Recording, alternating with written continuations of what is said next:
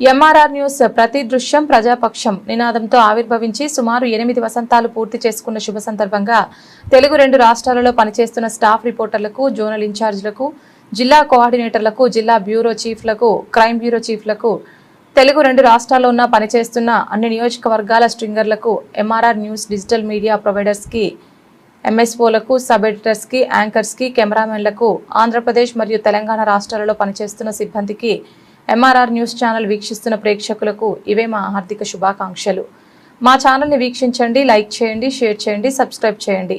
గ్రామీణ ప్రాంతం నుంచి పట్టణాల వరకు ప్రతి సమస్యను అధికారుల దృష్టికి తీసుకువెళ్లి సమస్య పరిష్కారానికి కృషి చేస్తున్న ఎంఆర్ఆర్ న్యూస్ ప్రతి దృశ్యం ప్రజాపక్షం నినాదంతో ఆరంభమై నేటికి 8 వసంతాలకు చేరువలో ఉన్న ఎంఆర్ఆర్ న్యూస్ ఛానల్ అతి త్వరలో విశాఖపట్నం, విజయవాడ, గుంటూరు, చిత్తూరు, నెల్లూరు, శ్రీకాకుళం, కర్నూలు, పల్నాడు జిల్లా, విజయనగరం, బాపట్ల, నల్లగొండ, హైదరాబాద్, నిర్మల్, ఆదిలాబాద్, సిద్దిపేట జిల్లాల్లో ప్రసారాలు టెలికాస్ట్ కానున్నాయని MRR news managing director M Raja తెలిపారు. బులెటిన్ ముగించే ముందు హెడ్లైన్స్ మరొకసారి. సరైన ఇంటికి సరైన సిమెంట్ ఎంతో ముఖ్యం. విచక్షణతో ఆలోచించండి. రైట్ సిమెంట్ ని ఎంచుకోండి. KCP cement, building the nation since 1958. KCP cement, the right choice.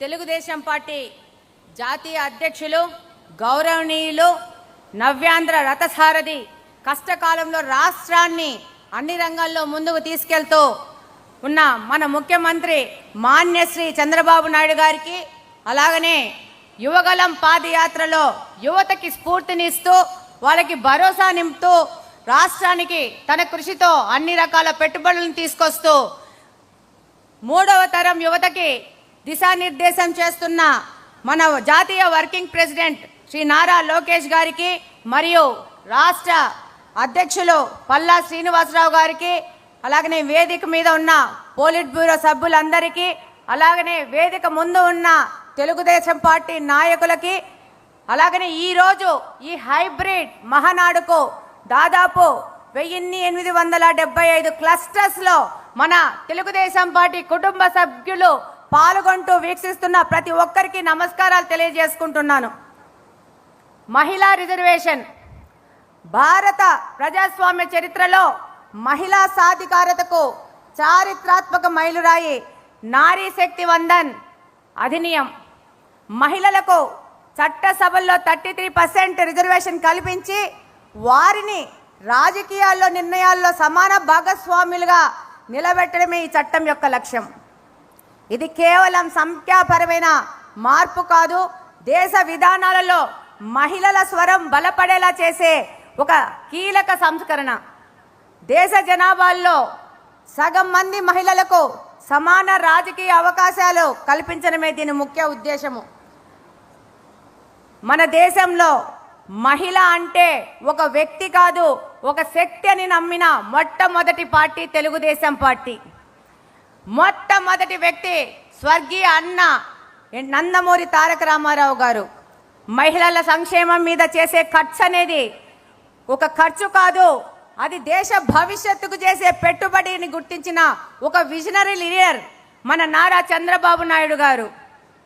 మహిళా సాధికారత అంటే విద్య, వైద్య రంగాలలో, విద్యా ఉద్యోగాలలో మహిళలకు కొంతమేర అవకాశాలు కల్పించి మహిళలకు ఆర్థికంగా, రాజకీయ స్వేచ్ఛలతో పాటు ఆలోచనాపరమైన స్వేచ్ఛా నిర్ణయాలతో స్వేచ్ఛ, గౌరవం ఉండాలని నమ్మిన వ్యక్తి మన యువ నాయకులు నారా లోకేష్ గారు.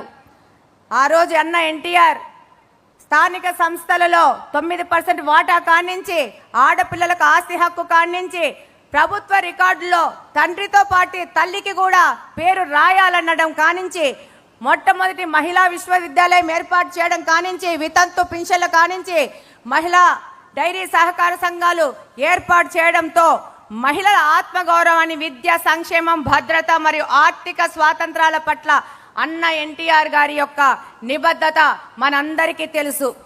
నేటి తరం నాయకులు శ్రీ నారా చంద్రబాబు నాయుడు గారు ఆ యొక్క నిబద్ధతను ఇంకా కొంచెం ముందుకు తీసుకెళ్తూ మహిళల యొక్క గౌరవాన్ని పెంచారు.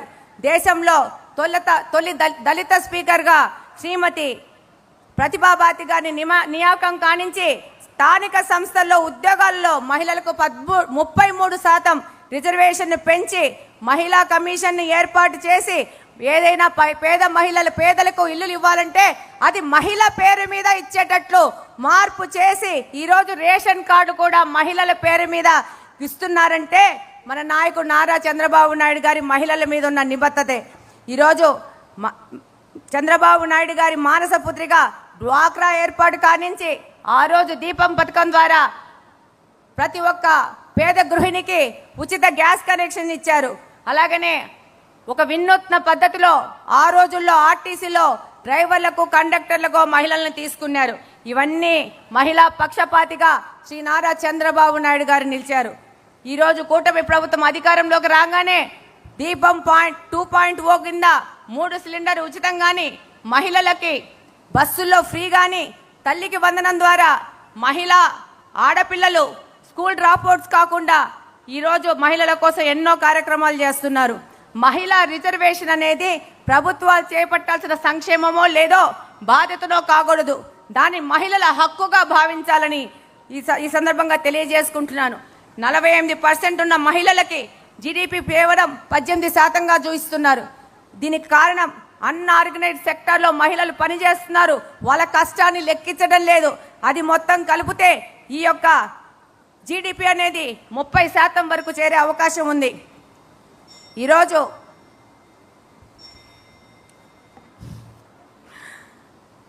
ఆ రోజు 96లో దేవగౌడ గారిని ప్రవేశపెట్టిన తొలి మహిళా బిల్లు కానించి మళ్ళా 98 నుంచి 2003 వరకు వాజ్పేయి ప్రభుత్వంలో కూడా ఎప్పుడూ తెలుగుదేశం పార్టీ మహిళా బిల్లుకు సపోర్ట్ చేస్తూ ఉంది. నిన్న ఎన్డీఏ ప్రభుత్వం ప్రవేశపెట్టిన బిల్లుకు కూడా తెలుగుదేశం పార్టీ సంపూర్ణ మద్దతు ఇచ్చింది. ఈరోజు ఈ మహిళా బిల్లును స్త్రీశక్తిలో భాగంగా తీర్మానాన్ని బలపరిచే ముందు ఈ కార్యక్రమానికి ముందుగానే మన నాయకుడు నారా లోకేష్ గారు రాబో ఎన్నికల్లో 33% రిజర్వేషన్ మహిళకు కేటాయిస్తాము, మహిళా క్యాండిడేట్లను ఎంపిక చేసేటప్పుడు 33% రిజర్వేషన్ ప్రకటిస్తామన్నందుకు ఇక్కడున్న మహిళా శాసనసభ్యులందరూ ఒక్కసారి నిలబడి నారా లోకేష్ గారికి అలాగనే మన ముఖ్యమంత్రి నారా చంద్రబాబు నాయుడు గారికి ఒక ధన్యవాదాలు తెలియజేసుకుంటారని కోరుకుంటున్నాను. చప్పట్లతో ధన్యవాదాలు తెలియజేసుకోవాలని కోరుకుంటా ఉన్నాను.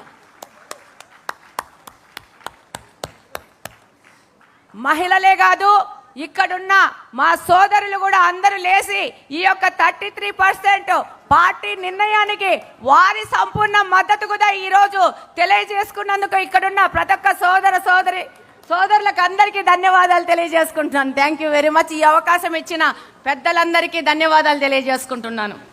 Thank you.